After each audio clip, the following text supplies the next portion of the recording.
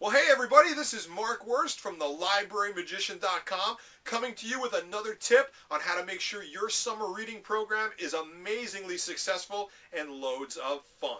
Now, I am really excited about today's tip because I just got a brand new book in the mail. Now, I've showed you some of the books that I'm using to plan my summer reading show, The Magical H2O Show. But this book, I think, is one that you're going to be able to get a lot of use out of this summer.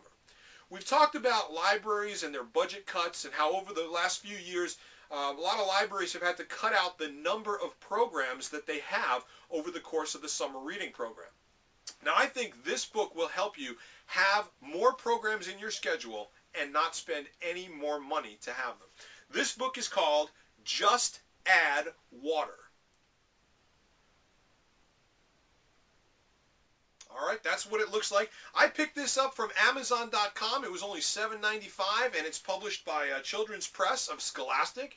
This is actually a really cool science experiment book for kids that teaches them all about water, which is perfect for this summer's Make a Splash at Your Library theme.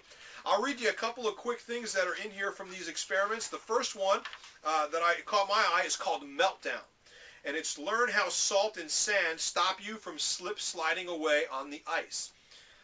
The other one here, it really sounds neat, is the underwater volcano. What happens when hot and cold water collide?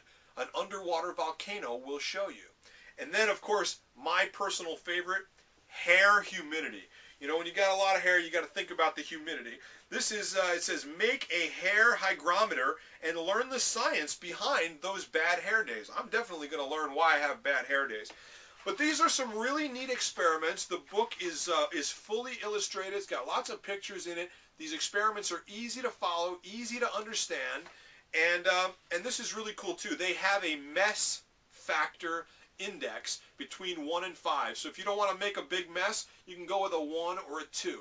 If you don't care about making a big mess, you'll clean it up later. There's experiments in here that have a 4 and a 5 mess factor. They tell you everything you'll need. They tell you what the kids are going to learn from these experiments.